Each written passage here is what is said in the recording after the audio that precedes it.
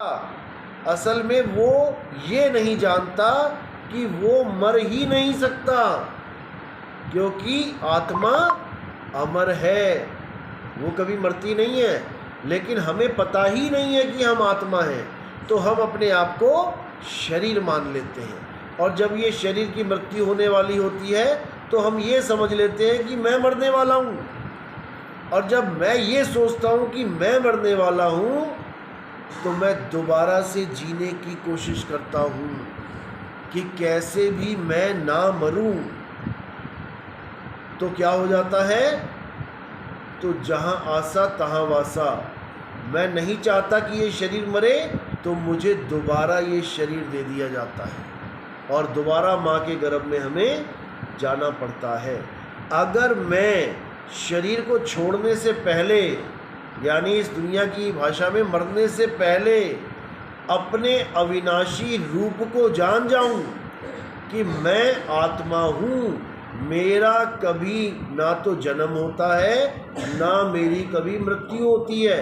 अगर इस चीज़ को मैं जान जाऊं तो मैं बड़ी सहजता से इस नकली स्वरूप को, इस मिट्टी को, इस चमड़े को छोड़ दूंगा और मैं अपने स्वरूप में स्थित हो जाऊंगा। अगर मैंने ये काम कर लिया तो समझो मेरा जन्म मरण से छुटकारा हो गया, नहीं तो वापस तुम्हें किसी न किसी शरीर में आना ही पड़ेगा। और दो ही वैरायटी है शरीरों की, वैसे तो तीन है लेकिन मेन दो है, आदमी और औरत, लेडीज एंड जेंट्स। और दोनों क्या हैं, दोनों ही पांच तत्व हैं। ये शरीर किससे बना है, पांच तत्वों से। कौन कौन से पांच तत्व हैं, सबसे ऊपर आसमान, उसके नीचे वायु, उसके नीचे अग्नि, उसके नीचे धरती, उसके नीचे जल। यही पांच तत्वों से ये शरीर बना है। ये हमें देखने में लग रहा है कि आप संजय जी हैं, आप मीरा जी हैं, आप नरेंद्र जी हैं। असल में हम पांच तत्वों को देख रहे हैं। मैं आपको देख रहा हूँ, यानी आपके शरीर को देख रहा हूँ, आपको नहीं देख रहा हूँ। और आप मुझे देख रहे हो, यानी मेरे शरीर को देख रहे हो। कहने का मतलब मैं आपके पांच तत्वों को देख रहा हूँ, आप मेरे पांच तत्वों को देख रहे हो। मैं आपको एक औरत मान बैठा हूँ, आप मुझे एक आदमी समझ रहे हो, जबकि औरत और आदमी ये दोनों का शरीर पांच तत्वों से ही बना है। दोनों पांच तत्व लेके बैठे हैं, लेकिन ना मैं आदमी ना आप औरत। हम कौन हैं, हम आत्मा हैं। ये शरीर तो हम ढो रहे हैं, ये तो एक रथ है जिसको हम चला रहे हैं। ये रथ धीरे धीरे घिसता जाएगा, पुराना होता जाएगा। देखो बूढ़ों की चमड़ी लटक गई, आंखें देखो रोशनी कम हो गई, पैर देखो कमज़ोर हो गए, लेकिन आत्मा वैसी की वैसी है। आत्मा का कोई समय नहीं है कि इतनी बूढ़ी हो गई या इतनी उम्र बीत गई। इनफाइनाइट इसकी उम्र है, ये कभी मरती नहीं है। लेकिन हम गलती से अपने आप को शरीर मान बैठे हैं, इन पांच तत्वों को अपना स्वरूप मान बैठे हैं, जबकि ये पांच तत्व ना तो आदमी है ना औरत, आकाश ना तो लेडीज़ है ना जेंट्स, वायु ना तो लेडीज़ है ना जेंट्स, अग्नि ना तो लेडीज़ है ना जेंट्स, पानी ना तो लेडीज़ है ना जेंट्स, धरती ना तो लेडीज़ है ना जेंट्स। लेकिन जब इन पांचों को मिलाकर ये काया बनाई जाती है, तब ये लेडीज़ और जेंट्स दिखाई देती है। किस कारण, केवल डिज़ाइन के कारण। आदमी का डिज़ाइन अलग है, औरत का डिज़ाइन अलग है। हम डिज़ाइन देख के ये समझते हैं कि ये आदमी बैठा है और ये औरत बैठी है, लेकिन जब हम तत्व ज्ञान से देखते हैं तब हमें वो भी पांच तत्व दिखाई देता है और ये भी पांच तत्व दिखाई देता है। तब हम समझ जाते हैं कि दोनों ही पांच तत्व हैं, ना कोई लेडीज़ ना कोई जेंट्स, दोनों ही जीव आत्मा है, दोनों ही आत्मा है। जैसे लेदर, ना जेंट्स ना लेडीज़, लेकिन जब लेदर से पर्स बनाया जाता है, डिज़ाइन की वजह से एक जेंट्स पर्स कहलाता है, एक लेडीज़ पर्स।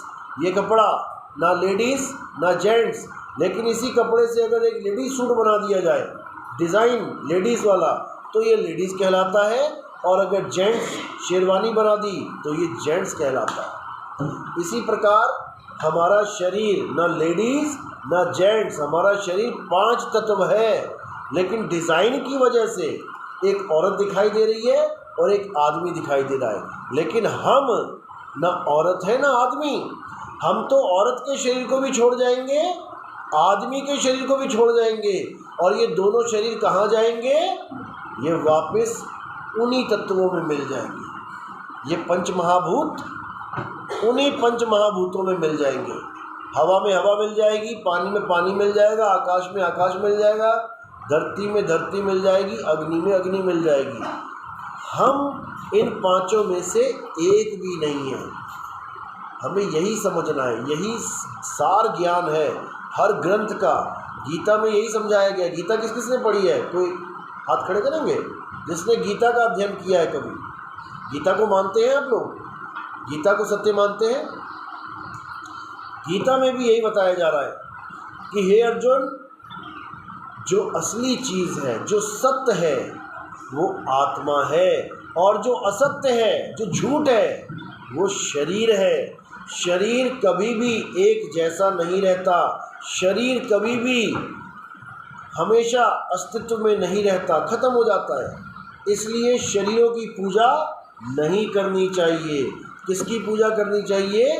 आत्मदेव की पूजा करनी चाहिए। अध्याय 3 17वां श्लोक। जो अपनी आत्मा में रमण करते हैं, जो अपनी आत्मा में तृप्त हैं, जो अपनी आत्मा में संतुष्ट हैं, उनके लिए कोई धार्मिक कर्म कर्तव्य लागू ही नहीं होता। यानी वो सारी उम्र कभी मंदिर ना जाए, वो सारी उम्र कभी फूल ना चढ़ाए मूर्ति पे, वो सारी उम्र कभी शिवलिंग पे जल ना चढ़ाए, वो किसी धर्म को भी ना माने, वो कोई ऐसी एक्टिविटी करे ही ना कि वो धार्मिक कहलाए, तब भी वो एक सत्यवादी, एक धार्मिक आदमी कहलाएगा, अगर वो अपनी आत्मा को जान लेगा तो। और आत्मा को कैसे जानेंगे?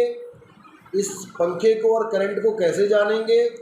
पंखे को हम हाथ लगा के देखेंगे तो हमें लोहे को टच करने वाली फीलिंग आएगी कि मैंने किसी लोहे को टच किया है, लेकिन करंट को छूने पर क्या लोहे वाली फीलिंग आएगी? नहीं आएगी। जब आप करंट को छूओगे तब आपको एक ऐसा झटका लगेगा और आपके समझ में आएगा कि ये लोहा ऐसे ही नहीं घूम रहा है, ये लोहा जो ऐसे घूम रहा है, ये ऐसे ही नहीं घूम रहा है, इसको घुमाने वाली ताकत में बहुत पावर है, इस करंट में बहुत ताकत है, इसको छूने पर आप 2 फुट पीछे जाके गिरते हो। तो ये जो ताकत है, जो करंट है, वो इस लोहे को घुमा रहा है। इसी प्रकार इस लोहे को, यानी इस पंखे को, इस मिट्टी को जो जीवित करके रखा है जिसने, वो कितना पावरफुल होगा।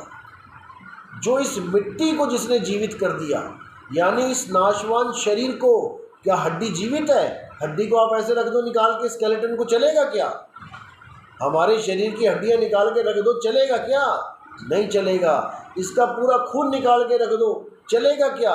नहीं चलेगा। सारा मांस निकाल के रख दो, चलेगा क्या? नहीं चलेगा। लेकिन ये फिर चल कैसे रहा है? इसमें हड्डी, मांस, खून, बाल, खाल ही तो है।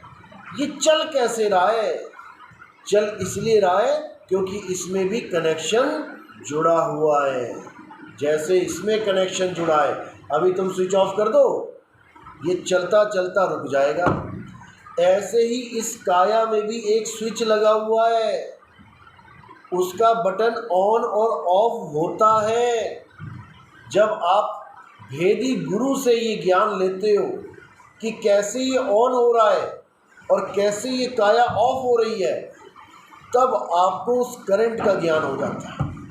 फिर आपको केवल पंखा चलता हुआ दिखाई ऐसे नहीं देता कि आपने अज्ञानता में सोच लिया कि पंखा जीवित है, चल रहा है। फिर आपको दोनों तत्वों का ज्ञान हो जाता है।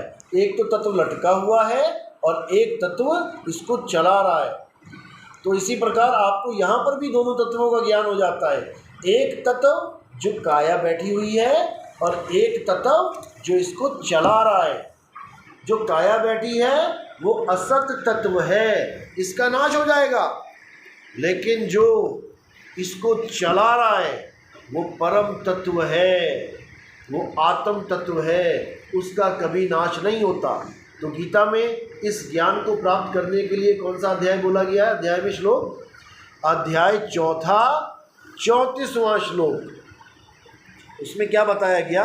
हे अर्जुन, जो ज्ञान मैं तुम्हें समझा रहा हूँ, आत्मज्ञान, इस ज्ञान को प्राप्त करने के लिए तुम किसी ऐसे गुरु की शरण में जाओ जिसने अपनी आत्मा को अनुभव किया है, यानी जिसने इस करंट को छुआ है, वही तुम्हें इसके बारे में बिल्कुल सही ज्ञान दे पाएगा कि बेटा ये शरीर ऐसे ही नहीं चल रहा, ये एक ताकत के द्वारा चल रहा है जिसको आत्म कहते हैं, आत्मा कहते हैं।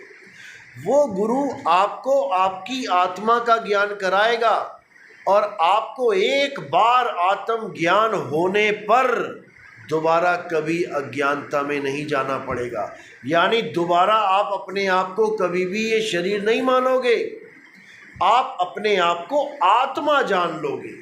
यानी करंट को हाथ लगाने के बाद कोई 100 बार आपको कहे कि पंखा ही करंट है, आप नहीं मानोगे। आपको दोनों तत्वों का ज्ञान हो जाएगा कि पंखा अलग है, करंट अलग है। पंखा पैदा होता है, मरता है, करंट ना पैदा होता है ना मरता है। जो आपने पढ़ा भी है, energy neither be created nor be destroy, ये कभी ना पैदा होती है ना मरती है। उस आत्म तत्व को आप जान पाते हो। अभी जितने भी आप रिश्ते निभा रहे हो, मेरी माँ, मेरा पापा, मेरा भाई, मेरे बहन, असल में ये रिश्ते तब तक हैं जब तक इस शरीर के साथ आत्मा का कनेक्शन है। आप अपनी माँ को माँ इसलिए कह रहे हो क्योंकि आपकी माँ का कनेक्शन आत्मा के साथ है। आप अपनी माँ की एक उंगली उठा के आग में नहीं डाल सकते। कोई कैंडल जल रही हो, आप माँ की उंगली उस कैंडल पे नहीं रख सकते। क्यों नहीं रख सकते? क्योंकि माँ की आत्मा शरीर के साथ कनेक्टेड है। लेकिन जिस दिन माँ की आत्मा शरीर से अलग हो गई, उस दिन एक उंगली छोड़ो, पूरी माँ को उठा के आप कहाँ रख दोगे? आग पे रख दोगे। पूरी माँ को उठा के रख दोगे। तो माँ को माँ कब तक कह रहे हो? माँ की बॉडी से कब तक प्रेम कर रहे हो? जब तक आत्मा कनेक्टेड है। एक पति अपनी पत्नी से प्रेम कर रहा है, एक बाप अपनी बेटी से प्रेम कर रहा है, एक बच्चा अपनी माँ से प्रेम कर रहा है। कब तक? जब तक आत्मा है। जैसे ही आत्मा शरीर से जुदा हो गई, तुम्हारे सारे रिश्ते, तुम्हारा सारा प्रेम, तुम्हारी सारे सब खत्म। तुम कितने ही सुंदर हो, तुम्हारी एक एक फोटो के 50-50 लाख रुपए मिल रहे हैं तुम्हें, लेकिन कब तक? जब तक आत्मा तुम्हारे शरीर से जुड़ी है। जैसे ही आत्मा तुम्हारे शरीर से अलग हो गई, अब तुम्हारी 50 पैसे की भी कीमत नहीं है। तुम्हारे सुंदर से सुंदर शरीर को उठा के आग के ऊपर रख दिया जाएगा और राख में बदल दिया जाएगा। तो यही कबीर साहब समझा रहे हैं, इससे पहले कि तुम्हें ये शरीर छोड़ना पड़े, तुम अपने सत्य स्वरूप को प्राप्त कर लो, ताकि तुम्हें बार बार इंसान, बार बार जानवर, बार बार कीट पतंगे ना बनना पड़े। ये कीट पतंगे तो हम बार बार बनते ही रहेंगे, लेकिन इंसान जन्म 84 लाख जन्मों के बाद एक बार मिलता है।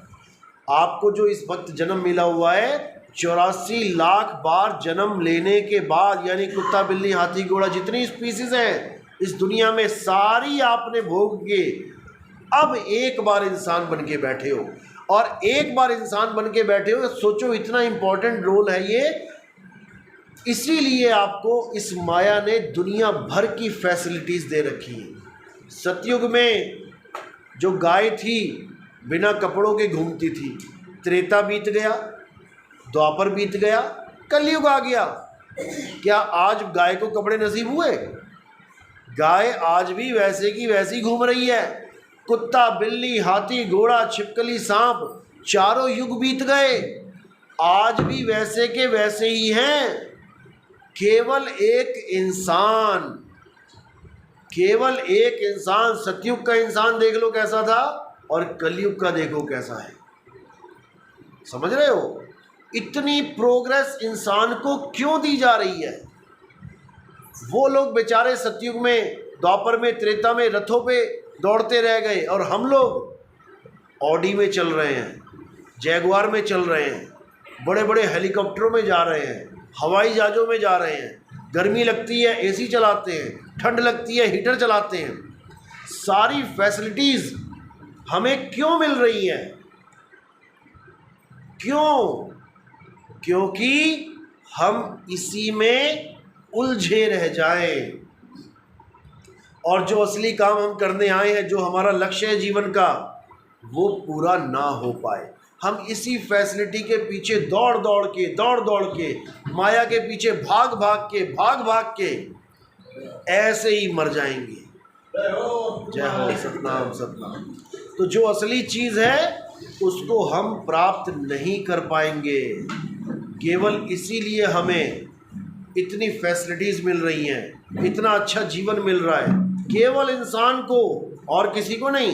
कोई कहे कि कुत्ता भी तो ऑडी में घूम रहा है, कुत्ते भी तो फौजियों के पास देखो, उनकी सैलरी भी मिल रही है, उनको भी एक डेजिग्नेशन मिला हुआ है। वो तब मिला है भाई जो इंसान उसके साथ खड़ा है। ऑडी में कुत्ता घूम रहा है, बिस्कुट खा रहा है, क्योंकि एक इंसान उसको प्रोवाइड कर रहा है। बड़े बड़े डॉक्टर आ रहे हैं उसको देखने के लिए, क्योंकि इंसान प्रोवाइड कर रहा है ये फैसिलिटी। तो इंसान जो है वो प्राइम है इस दुनिया में, उससे ऊपर कोई नहीं है। लेकिन वो अपने आप को भूला बैठा है और इस काया के पीछे उलझा बैठा है। और जैसे ही ये काया छूटती है उसी वक्त डिमांड कर देता है दूसरी काया की, क्योंकि कोई मरना ही नहीं चाहता इस दुनिया में। कबीर साहब कहते हैं, मरता मरता जगमुआ, मरना जाने ना कोई, और ऐसी मरनी जो मरे बहुर न मरना होए। यानी हर आदमी एक ना एक दिन जरूर मरेगा, ये पहले से ही निर्धारित है। लेकिन एक भी आदमी इसका विचार नहीं कर रहा है कि जब मेरी मौत होगी तो मेरी हालत क्या होगी। वो ये सोच के बैठा है कि मरना तो लोगों का काम है, रोज अखबार पढ़ रहा है, ये मर गया, वो मर गया, वो मर गया। अपने लिए वो सोच के बैठा है, मैं थोड़ी नहीं मरूंगा इतनी जल्दी, मैं तो बूढ़ा होके मरूंगा, मैं तो अपने बच्चों की शादियां करके मरूंगा। लेकिन ऐसा नहीं है। ये काल यानी मृत्यु कभी भी किसी पे भी झपट्टा मार सकती है, संभलने का भी मौका नहीं मिलेगा। बाइक पे जा रहे हो, एकदम सामने से ट्रक आएगा, संभलने का मौका भी नहीं मिलेगा, और सीधे ट्रक के नीचे फिर तुम्हारी फोटो अखबारों में छपेगी कि भाई एक आदमी था और वो मर गया। तुम्हें मौका तक नहीं दिया जाएगा। मौका कब है? अब है।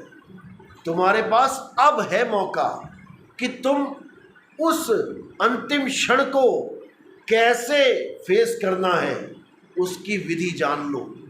यानी हमें पहले से पता है कि एक दिन यहाँ बाढ़ आएगी, सबको पता है, और जहाँ पर वो बाढ़ आएगी वहीं पर झोपड़ियाँ बना के बैठे हैं पानी के रास्ते में। अब एक समझदार आदमी कह रहा है भाई बाढ़ आएगी, यहीं पे आएगी, हर साल आती है, तुमने कहाँ मकान बना लिए? तो वो कहते हैं भाई हम तो यहीं रहेंगे, हम कहीं नहीं जाएंगे, हम तो यहीं रहेंगे। अब समझाने वाला उसको समझा रहा है कि बेटा भले तुम यहाँ रहो, लेकिन तैरना सीख लो। जब पानी आएगा तो कोई किसी को बचाएगा नहीं, सब अपनी अपनी जान को बचाएंगे, तुम्हारी तरफ कोई ध्यान भी नहीं देगा। तो उस कंडीशन से बचने के लिए क्या करें? केवल तैरना सीख ले।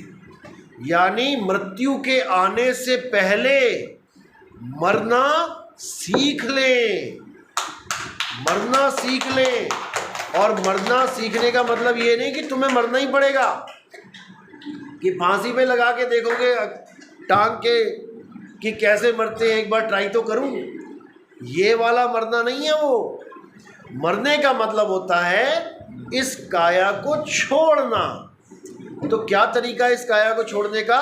पहले तो ये समझ लो, ये काया तुम नहीं हो, ये शरीर तुम नहीं हो। ये शरीर एक पिंजड़ा है, पिंजड़े में एक तोता है, तोता तुम हो, पिंजड़ा तुम नहीं हो। तोता पिंजड़े को छोड़ के उड़ेगा तो पिंजड़ा पड़ा रह जाएगा।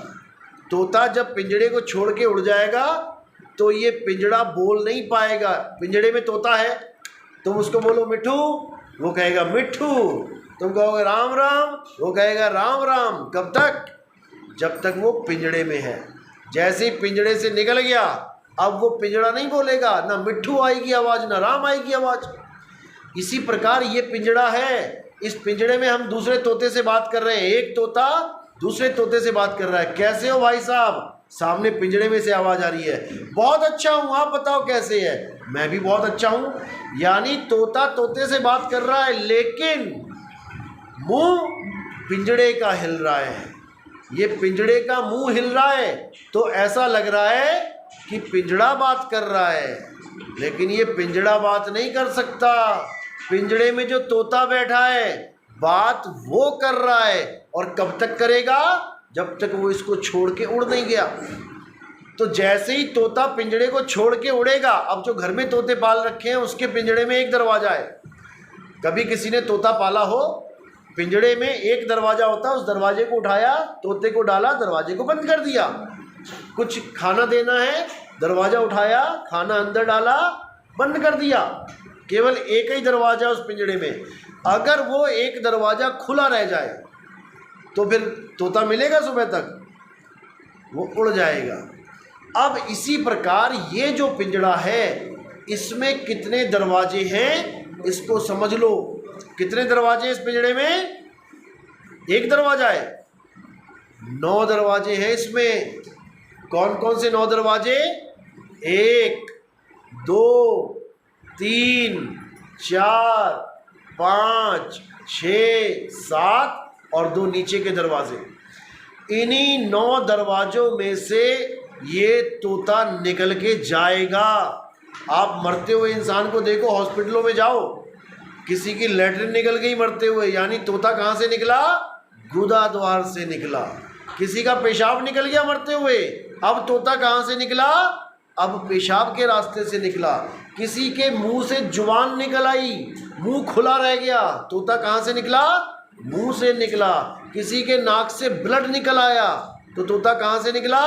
नाक से निकला। किसी के कान में ब्लड निकल आया, किसी की आंखें बाहर को आ गई गोल गोल अंडे की तरह, तो समझो तोता यहाँ से निकला। अगर तोता इन 9 दरवाज़ों में से निकला तो 100% उसको लख 84 में जाना पड़ेगा।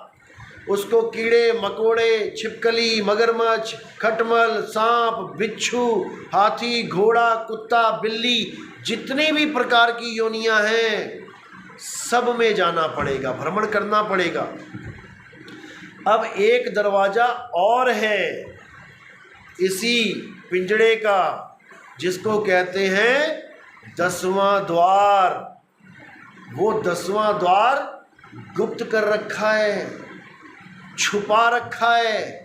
किसी को नहीं समझ में आ सकता कि वो 10वां द्वार है कहाँ। यानी तोते को जिस दरवाजे से डाला गया था वो तोता भूल चुका है कि मैं कहाँ से आया।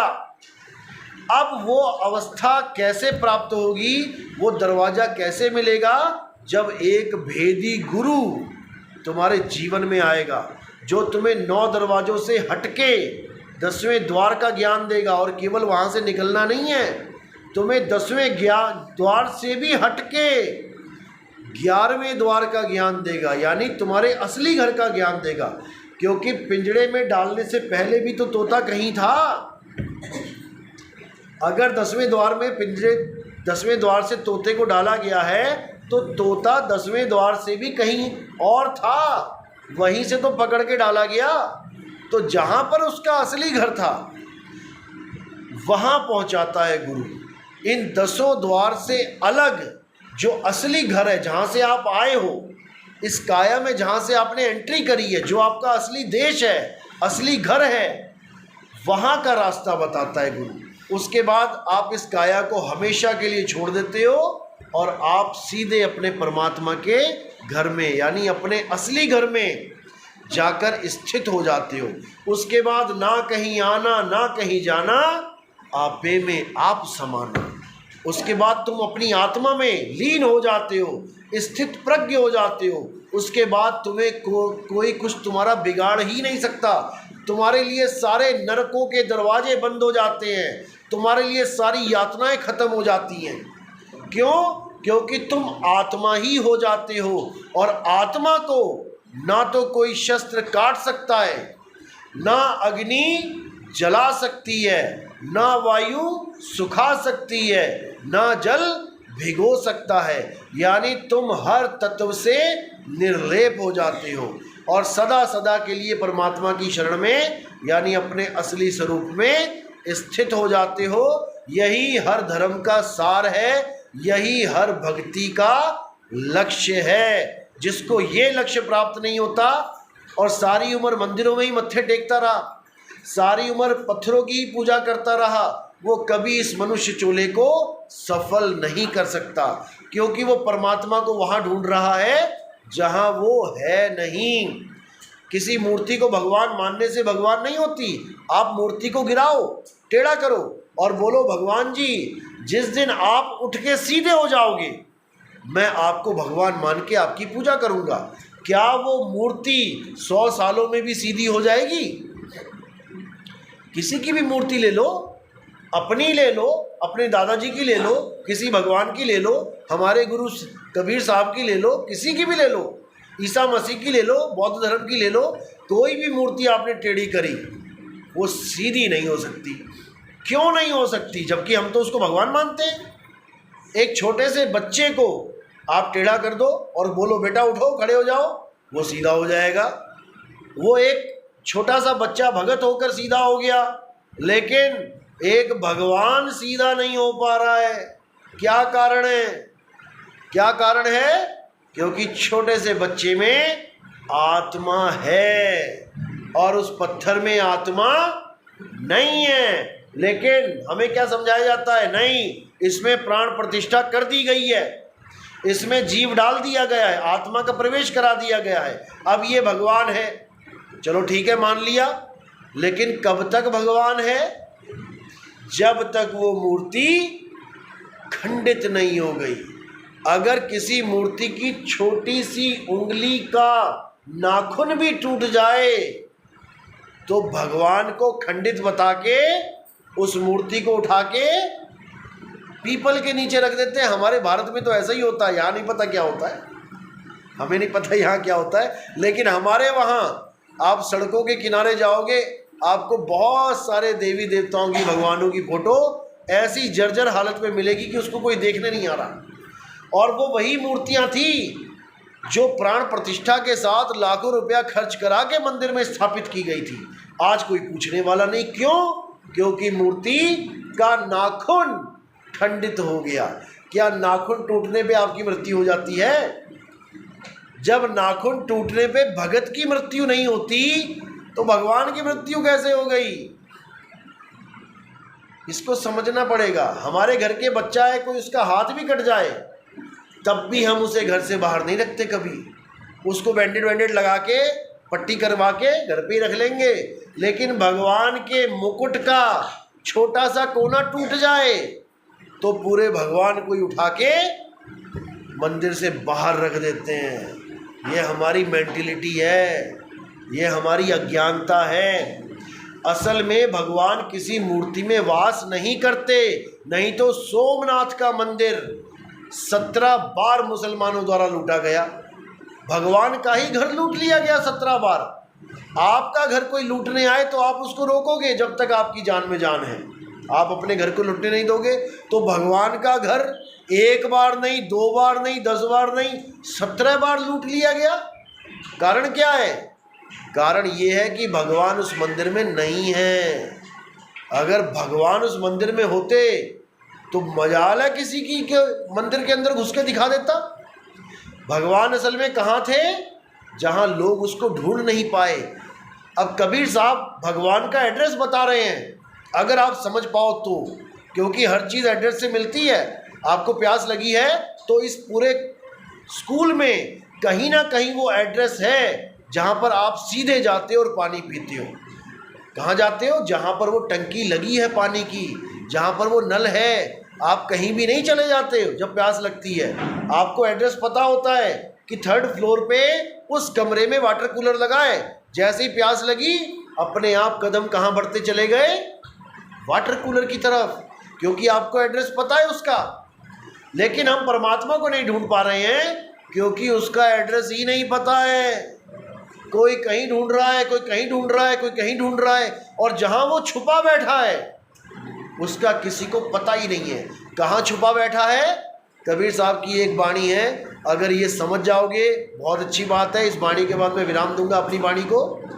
कबीर साहब की वाणी है, ज्यों तिल माही तेल है और ज्यों चकमक में आग, तेरा साईं तुझ में है, जाग सके तो जाग। बस इसी को समझना है। अगर तिल का दाना तेल को ढूंढने के लिए गलियों में घूमने लग जाए, पहाड़ों पे घूमने लग जाए, तीर्थ स्थानों पे घूमने लग जाए, तो क्या वो कभी तेल को प्राप्त कर पाएगा? तिल का दाना समझ रहे हो ना? तिल में तेल निकलता है। जैसे सरसों का दाना होता है, सरसों का तेल निकलता है। तो तिल का तेल तिल के दाने में है, लेकिन वो अपने अंदर नहीं ढूंढ रहा है, वो गलियों में ढूंढ रहा है। ज्यों तिलमाही तेल है, ज्यों चकमक में आग। चकमक पत्थर जब 2 टकराते हैं आपस में तो वहीं पर आग प्रकट होती है। अब चकमक पत्थर अगर आग को ढूंढने के लिए काशी भाग जाए, हरिद्वार भाग जाए, हिमालय पर्वत पे भागे, तो वो आग उसे कभी नहीं मिलेगी। तो साहिब कह रहे जो तिलमाही तेल है, जो चकमक में आग, तेरा साईं तुझ में है, जाग सके तो जाग। मेरा परमात्मा मुझ में है। मुझ में यानी इस शरीर में नहीं, क्योंकि शरीर तो मैं हूँ ही नहीं। शरीर तो 5 तत्व हैं। मेरा साईं मुझ में है यानी मेरी आत्मा में परमात्मा का वास है। लेकिन मैं अपनी आत्मा को जानता ही नहीं। आत्मा सबके पास है ना, कोई घर छोड़ के तो नहीं आया, सब लेके आए हो। मतलब पंखा भी आपके पास है, करंट भी आपके पास है। आप पंखे को भी छू सकते हो, करंट को भी छू सकते हो, क्योंकि दोनों चीज़ आपके पास है। लेकिन यहाँ पे शरीर भी आपके पास है, आत्मा भी आपके पास है, लेकिन आप शरीर को तो छू सकते हो, शरीर का तो ज्ञान आपको मिल गया, लेकिन आत्मा को आज तक आप टच भी नहीं कर पाए। कभी आप जान ही नहीं पाए कि आत्मा नाम की चीज़ मेरे साथ घूम रही है। मैं उसको जानूं तो सही। और याद रखना, जितना झटका इस करंट को छूने पे लगता है, इससे लाख गुना ज़्यादा झटका आत्मा को छूने पे लगता है। जिस दिन आपने आत्मा को छू लिया ना, उस दिन आपको समझ में आ जाएगा, बाप रे बाप, ये मेरे साथ क्या घूम रहा है, क्या चीज़ लेके मैं घूम रहा हूँ अपने साथ। क्योंकि ये करंट तो केवल लोहे को चला सकता है, ये करंट इस शरीर को नहीं चला सकता। तो सोचो, जो आत्मा इस शरीर को चला रही है, यानी इस मिट्टी को चला रही है, वो कितनी पावरफुल होगी। उसी आत्मा को जानना परमात्मा को जानना है, ना कि पत्थरों की पूजा करके अपने जीवन को बर्बाद करना है। तो इन्हीं शब्दों के साथ मैं वाणी पे विराम देता हूँ। हमारा सत्संग YouTube चैनल पे आता है, कहत कबीर सुनो भाई साधो। ये लाइन बड़ी प्रसिद्ध है, शायद आपने सुनी भी होगी पहले। इस लाइन को लिखने के बाद आपने मेरा नाम लिखना है, नितिन दास। नितिन का मतलब होता है सत्य और असत्य का निर्णय करने वाला, यानी जो सच को सच बता दे और झूठ को झूठ बता दे, उसको कहते हैं नितिन। और मैं हूँ मालिक का दास, यानी सेवक नौकर, इसलिए आपने वहाँ पे लिखना है नितिन दास। कहत कबीर सुनो भाई साधो, नितिन दास। तो आपको एक कबीर साहब की गोल सी फोटो दिखाई देगी, आपने उसको सब्सक्राइब कर लेना है और उसमें जो 1 नंबर से सत्संग चलेगा, 1 2 3 4 5, आपने सीरियल वाइज सुनते जाना है। उसके बाद आपके दिमाग में आज तक जितने भी सवाल घूम रहे हो कि परमात्मा ने ये दुनिया क्यों बनाई, जब हमने मरना ही है तो पैदा क्यों किया, हमारा परिवार हमें क्यों दिया जब किसी की कोई गारंटी नहीं है, यानी हर सवाल जो आपके दिमाग में एक अनसुलझा जो प्रश्न घूमता रहता है हमेशा कि क्या ज़रूरत थी ये दुनिया बनाने की, और गाने भी बना रखे हैं, दुनिया बनाने वाले क्या तेरे मन में समाई, काहे को दुनिया बनाई। क्या ज़रूरत है इस दुनिया की हमें, जिस दुनिया में एक पल का विश्वास नहीं है कि कब क्या हो जाए। अभी तुर्की में क्या हुआ, तुर्की में एक झटका आया, 50,000 बंदे एक बार में मर गए। क्या ज़रूरत है इस दुनिया की, क्यों ये दुनिया बना रखी है, क्यों हमें बचपन से लेके डंडे खा रहे हैं पढ़ाई के लिए, टीचरों की मार खा रहे हैं, उसके बाद हम डॉक्टर बन रहे हैं, इंजीनियर बन रहे हैं, डॉक्टर बनते ही मौत हो जा रही है। क्या फ़ायदा हुआ मेरा डॉक्टर बनने का, जो डॉक्टर बनते ही मेरा एक्सीडेंट हो गया। कल्पना चावला, क्या फ़ायदा हुआ उसका एक साइंटिस्ट बनने का, जो आती आती मर गई। ये हो क्या रहा है, जब कोई यहाँ पर निश्चित है ही नहीं किसी का रहना, तो ये ड्रामा किस बात का कि इंजीनियर बनना है, डॉक्टर बनना है, ये बनना है, वो बनना है। क्या जब ये नहीं थे तो दुनिया नहीं चलती थी? क्या जब ये सब नहीं थे, डॉक्टर इंजीनियर साइंटिस्ट ये दुनिया भर के, तो क्या दुनिया नहीं चलती थी? तब भी चलती थी, तब भी जीवन था। जब हम आदि मानव थे तब भी जीवन था, जब कपड़े भी नहीं थे तब भी जीवन था, जब कोई भाषा भी नहीं थी तब भी जीवन था। हमारे ऊपर ये फालतू की चीज़ें लाद दी गई केवल पेट की खातिर कि कुछ कमाओगे तभी खाओगे। क्या मैं डॉक्टर बन के ही जीवित रह सकता हूँ? क्या मैं साइंटिस्ट बन के ही जीवित रह सकता हूँ? क्या मैं इंजीनियर बन के ही अपना परिवार पाल सकता हूँ? क्या मैं रिक्शा चला के नहीं कर सकता? क्या मैं एक मोची बन के नहीं कर सकता? क्या मैं एक धोबी बन के नहीं कर सकता? क्या मैं बिना पढ़ाई किए अपने जीवन को नहीं जी सकता? क्या अनपढ़ बंदा जीता ही नहीं है? क्या अनपढ़ बंदा मर जाता है? ये सारा भूसा हमारे दिमाग में डाल दिया गया है। मैं ये नहीं कह रहा पढ़ाई छोड़ दो, मैं ये कह रहा हूँ तुम्हें परमात्मा को पीछे करके इस दुनिया के अच्छे लाइफ स्टाइल को तुम्हारे दिमाग में डाल दिया गया है, और उसके लिए तुम दौड़ रहे हो, भाग रहे हो। तुम अपने ही साथी को धोखा देने के चक्कर में हो कि इसकी जॉब छुड़वा दूं, इसकी जगह मैं बैठ जाऊं, इसका डिमोशन करवा दूं, इसकी चुगली कर कर के बॉस को इसको नीचे कर दूं, मैं ऊपर बैठ जाऊं। उससे क्या हो जाएगा?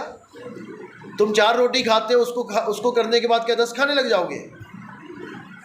ये हमने अपने जीवन को इतना उलझा दिया है कि हम ये भूल बैठे हैं भैया एक एक दिन कम हो रहा है, मेरी मौत आने वाली है। मैं जिस गर्भ में से पैक होके निकला था उसी गर्भ में दोबारा जाने के लिए तैयार हो रहा हूँ। याद रखना, जहाँ से आए हो, कहाँ से आए हो? सब गर्भ से ही आए हैं ना, कोई शॉर्टकट लेके तो नहीं आया। सब गर्भ से आए हैं और कहाँ जाएंगे? गर्भ में ही जाएंगे।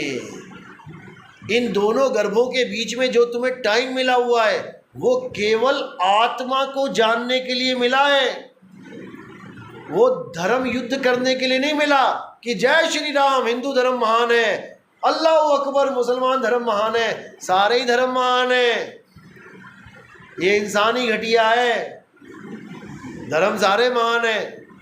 तो अब क्या करना है? हे अर्जुन, सारे धर्मों को छोड़ के तू मेरी शरण में आ जा।